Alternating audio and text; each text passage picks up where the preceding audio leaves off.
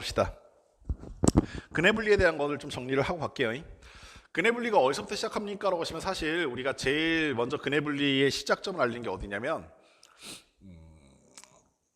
판별식부터예요. 판별식부터 시작해서 2차 함수가 어떻게 생겼습니까? 그러니까 2차 함수의 모습에 대한 얘기를 이제 구분하기 시작하지. x축과 만나냐 만나지 않느냐, 뭐 두 점에서 만나냐 한 점에서 만나냐 이런 걸 판별식으로 구분했는데, 이거보다 조금 더 자세히 들어가게 되면 두 근이 존재한다면 두 근의 합은 얼마고 두 근의 곱은 얼마고 뭐 이딴 걸 따지기 시작한 게 근과 계수의 관계고, 이거보다 좀 더 자세히 들어가게 되면 내가 두 근이 있는 건 알겠는데 두 근의 합이 어떤 값이다, 정확하게 얘기하면 두 근의 합이 아니라 두 근이 둘 다 어떤 값보다 크다, 두 근이 어떤 값보다 작다, 혹은 두 근 사이에 어떤 값이 존재한다, 이딴 것도 더 세밀하게 구분하고 싶을 때 우리는 근해 분리라고 하는 방법을 이용해서 2차 함수를 구분해내자라는 게 목적이야.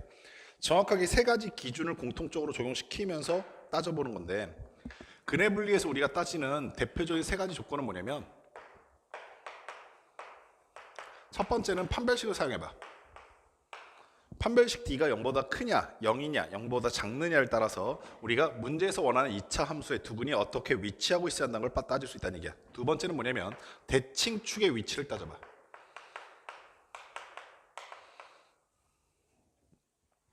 세 번째는 함수값을 따져봐.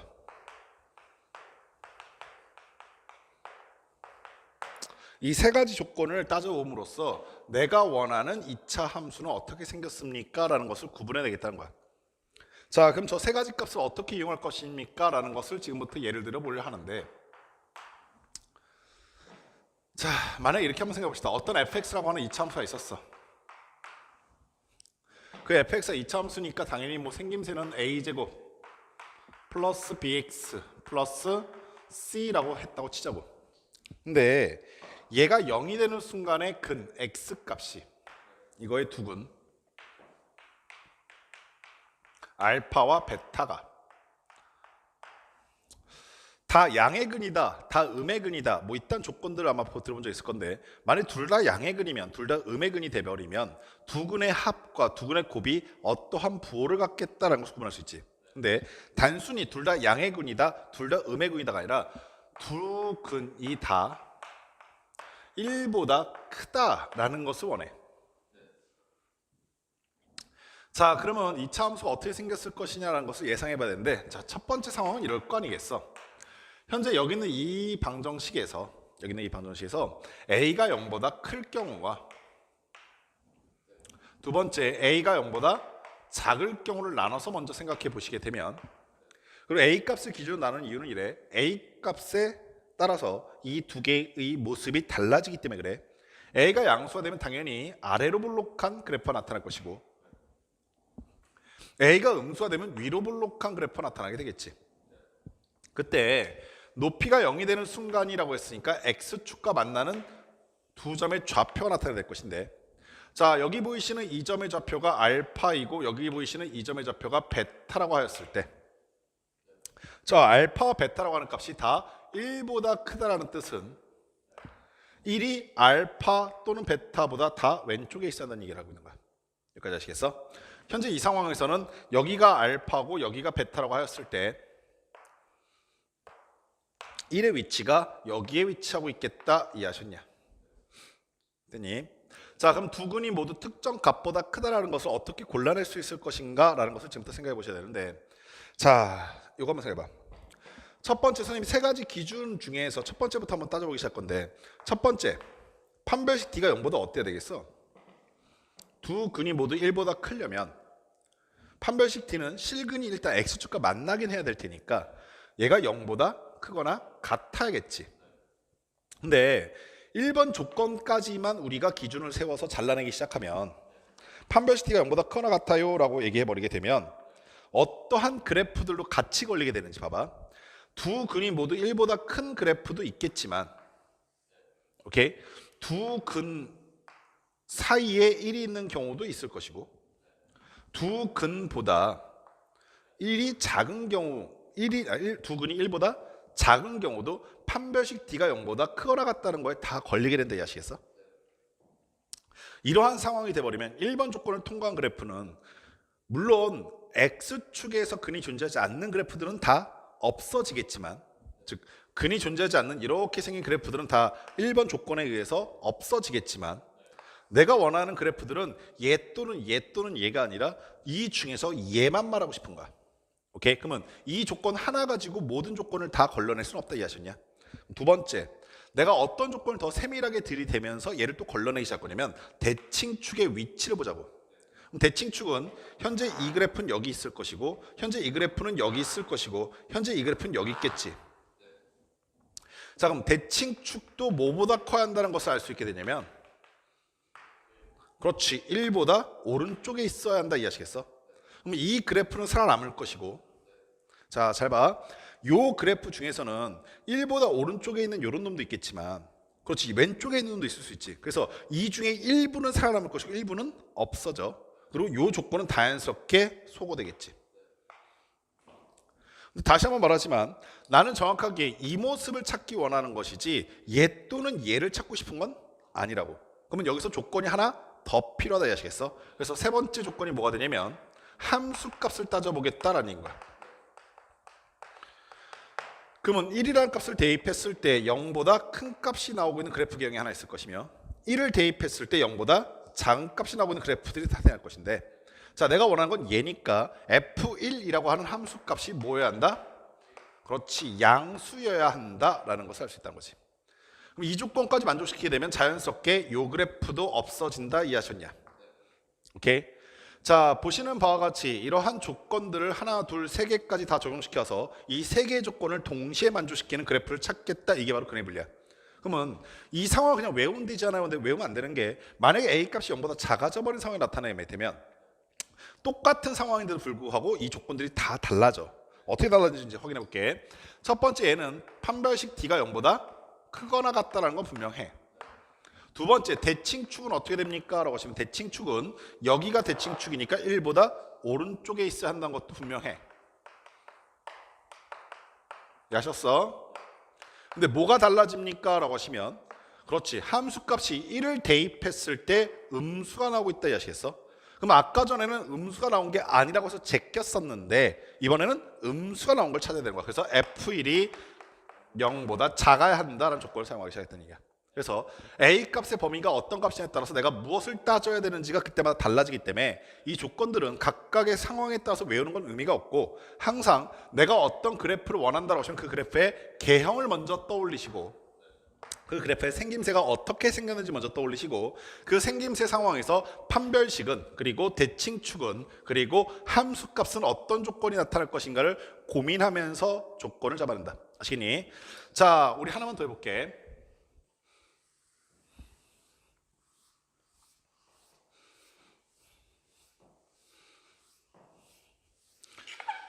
자, 이번에는 이거의 두근 알파와 베타가 모두 K보다 작다, 이렇게 좀 더 일반화 시켜보자.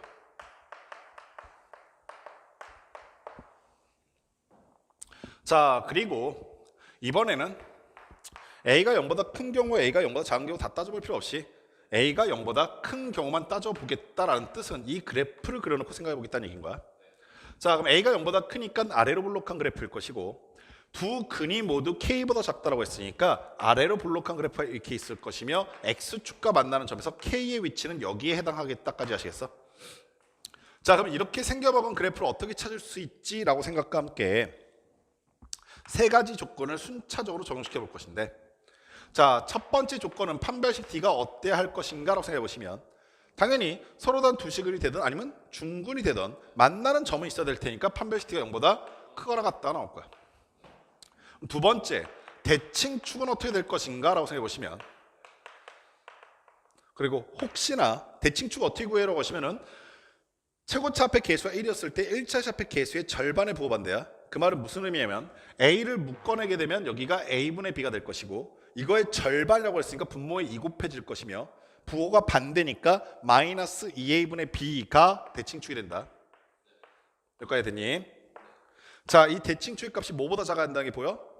K라고 하는 값보다 작아야 한다, 이해하시겠어? 세 번째는 함수값이 어떻게 돼야 되냐라는 것인데, 문제에서 주어진 값이 k라고 하는 값보다 라고 했으니까 k를 대입했을 때 함수값의 높이를 생각하시면 되겠지. 따라서 fk가 어떻다? 0보다 커야 한다라는 것을 알게 돼. 이해하시겠어? 여기까지 하셨니? 자, 이게 바로 근의 분리라고 하는 건데 이게 조금 독특하게 나올 때가 있어.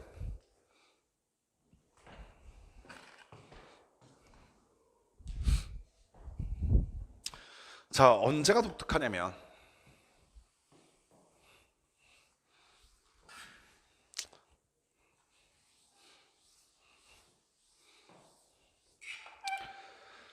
자, 문제 조건 중에서 두근이 모두 k 값보다 크다, 두근이 모두 k 값보다 작다라는 상황 대신에 알파, 베타 사이에 k가 존재한다. 즉 두근 사이에 어떤 함수값이 존재한다 라는 문제 조건 때문에 그래. 이게 독특한 이유가 뭐냐면, 자, 시작은 똑같이 간다. 역시 A가 양수라고 하는 조건에서 시작하겠다. 이 말은 함수의 그래프의 개형은 정해놓고 가자는 얘기야. 그럼 다시 한번 봐봐.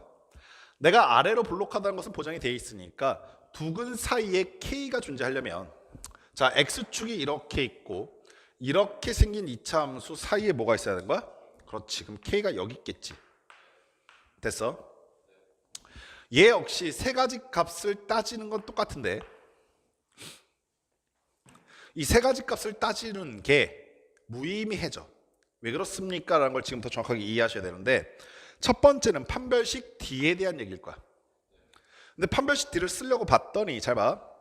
여기 있는 것이 알파, 여기 있는 것이 베타라고 하였을 때 알파와 베타 사이에 K가 있다는 뜻은 알파와 베타가 같을 수는 없다는 얘기야. 따라서 판별식 D가 0보다 크거나 같다가 아니라 0보다 크다가 나와야 정상이야.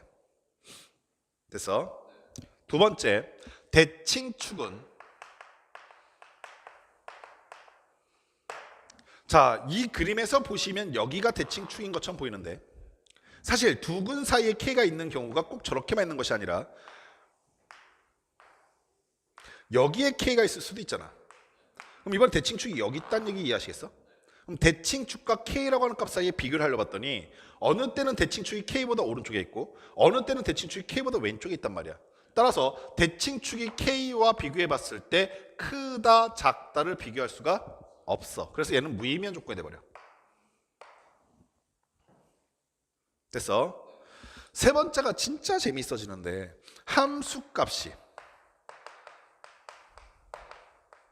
자, 잘 봐. 내가 K를 집어넣었을 때 함수값은 무슨 값이야? 음수. 자, K를 집어넣었을 때 함수값은 뭐가 나와? 음수. 그래서 함수값 FK가 0보다 작다라는 조건이 성립하게 되는데, 여기까지 됐니? 그럼 선생님, 내가 현재 이 상황에서 근의 분리를 쓰려고 하면 1번 조건하고 2번 조건만 쓰면 되겠네요 라고 생각할 수가 있잖아. 근데 잘 들어. 내가 지금 아래로 블록한 함수라고 그랬지. 자, 그리고 이렇게 봐보자. X축이 여기 있는데 K값이 여기 있어. 자, K를 대입했을 때 함수값이 음수가 나온다는 뜻은 이거보다 아래쪽 이 빨간색 점을 지나야 한다는 얘기지. 됐냐? 자, 그럼 딱 두 가지 조건만 신경 써. 하나는 여기를 지난다고, 두 번째는 아래로 블록하다야. 자, 질문. 여기를 지나면서 아래로 블록한 2차 함수는 어떻게 생겼을까라고 고민해 보시면 이렇게 지나시든 이렇게 지나시든 이렇게 지나시든, 오케이? 1번 모습이든 2번 모습이든 3번 모습이든 무조건 X축과 두 점에서 만날 수밖에 없어. 이 말 무슨 말인지 아시겠어? 아래로 블록하면서 여기를 지나야 되는 2차 함수는 이렇게 지나든, 오케이? 그래도 여기하고 여기가 만나지. 여기를 꼭지점을 가지면서 이렇게 지나시든 그래도 여기하고 여기를 지나지. 마지막으로 이렇게 지나시든 그래도 여기하고 여기를 지나지. 무조건 X축과 만난 점이 몇 개일 수밖에 없어? 두 개라는 것은 무조건 판별식 D가 0보다 크다는 것을 보장해. 따라서 1번 조건도 안 따져도 괜찮아. 이해하시겠어? 그래서 두근 사이에 특정 값이 존재합니다 라는 조건을 보게 되면 근해 분리에서 1번, 2번, 3번을 다 사용하지 않고 3번만 사용해서 판단한다. 여기까지 아시겠냐? 문제가 뭐가 발생하냐면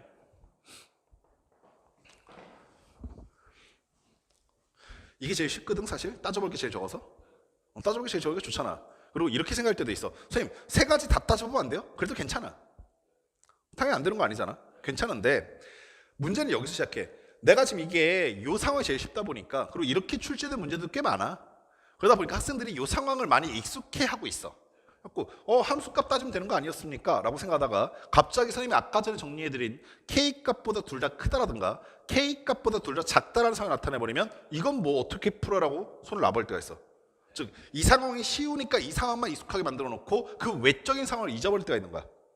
여기까지 했어. 두 번째는 역으로 이런 경우도 있어. 그럼 선생님 저는요 아예 불편하게 살게요 라고 하면서 그냥 이 상황에서 얘만 따지는 게 아니라 세 개 다 따져보면 되잖아요 그냥 라고 생각하는데 사실 이 세 가지를 다 따지는 것 중에서 누가 제일 큰 문제냐면 얘가 제일 큰 문제야. 판별식은 아시다시피 b제곱 마이너스 4ac야. 그러다 보니까 무언가를 제곱해야 되고 무언가를 곱해서 빼줘야 돼. 근데 여기 보다시피 a, b, c로만 나타나는 게 아니라 상황에 따라서는 굉장히 복잡한 식으로 나타나거든. 그거를 제곱하고 뭐 곱해서 빼주려고 하니까 이 식 자체가 되게 복잡해질 때가 있어. 복잡해지니까 미지수가 막 난무하고 복잡해져 버리니까 어떻게? 라는 생각을 포기해버려. 그러니까 양쪽의 상황을 정확하게 구분하고 있어야 돼. 만약에 내가 특정 값보다 다 크다라든가 특정 값보다 다 작으면 세 가지 조건을 다 따져야겠네라고 생각하셔야 되고 특정 값이 두 군 사이에 존재한다거나 함수값만 따져도 괜찮구나라는 것을 정확하게 구분하시면서 문제를 풀어갈 수 있도록 하셔라. 아시겠니? 자, 그럼 이 생각을 하면서 문제를 좀 풀어봅시다. 자, 교재에 있는 책에서 292번 문제 보세요.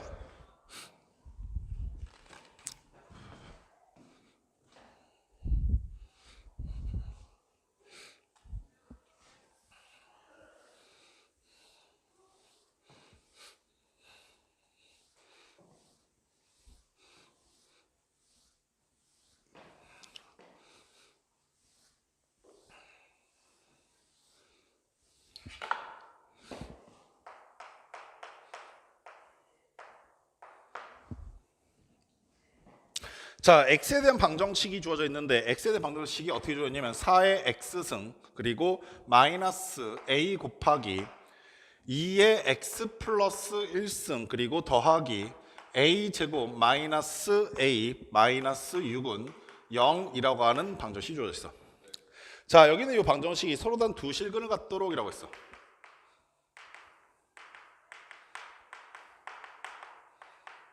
그래서 처음에 어떠한 착각을 좀 할 수 있게 되냐면 서로 다른 두 식을 가지니까 판별식 D만 쓰면 되겠네라고 착각할 수 있단다. 근데 잘 봐. 얘는 2차 방정식은 아니지.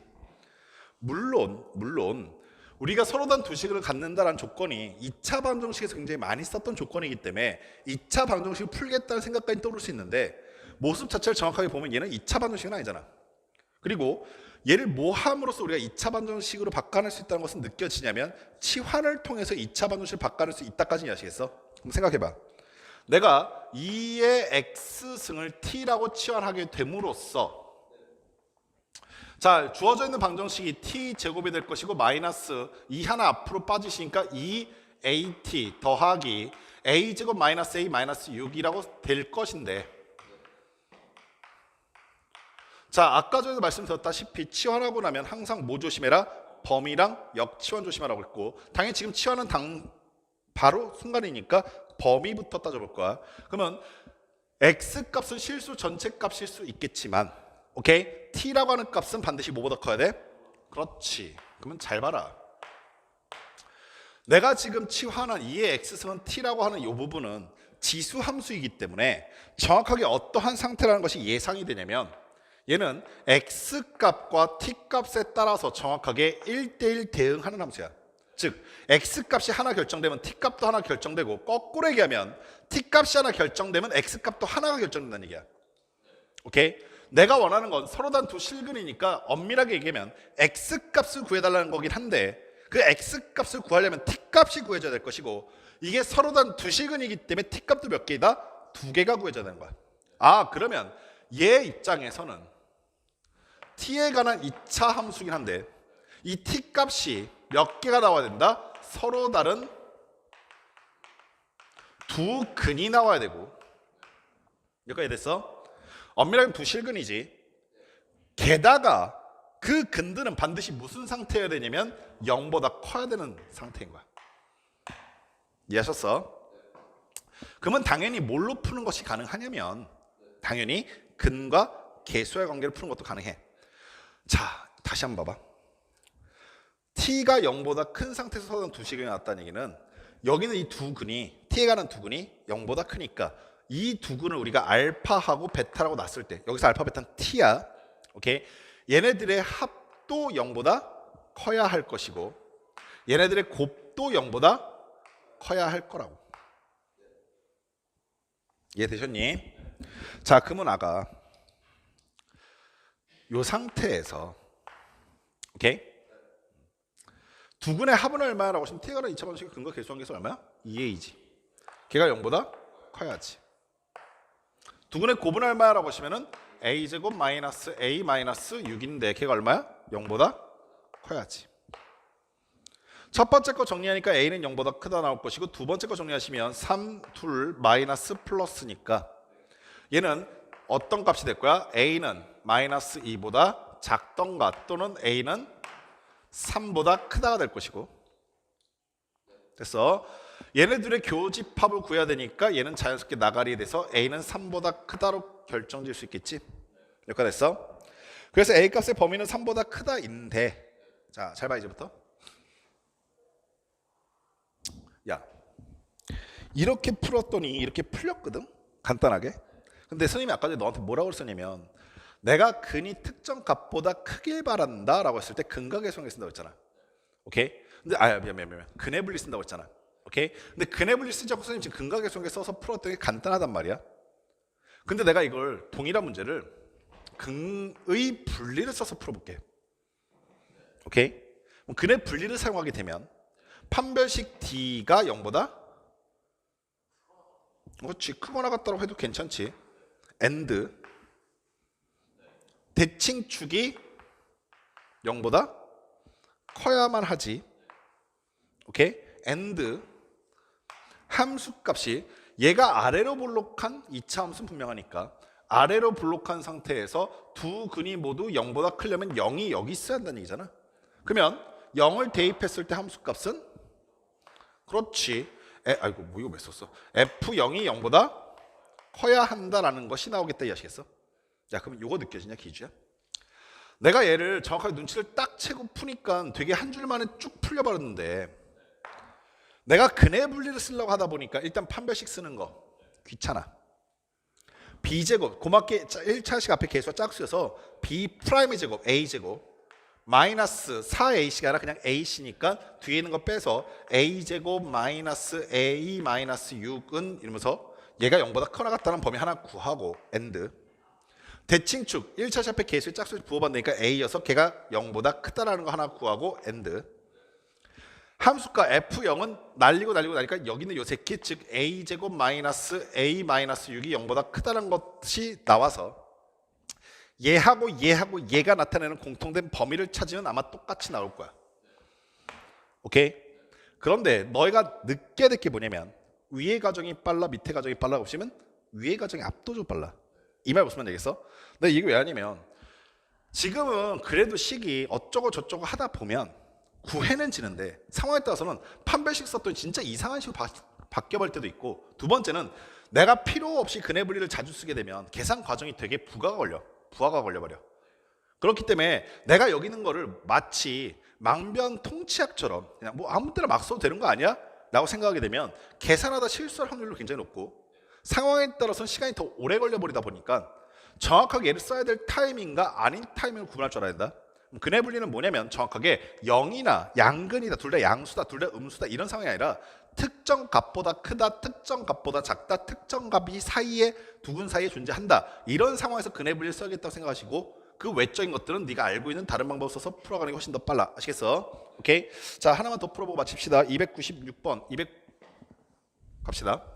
그 숙제는 거기까지.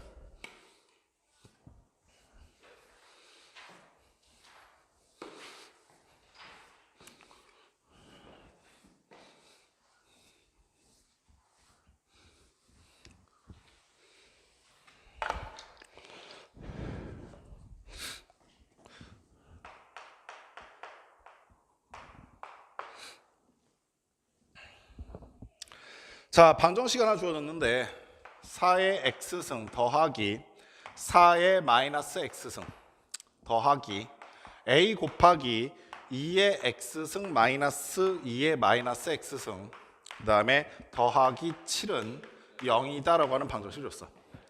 얘가 실근을 갖기 위한 양수 a의 최소값이래. 오케이?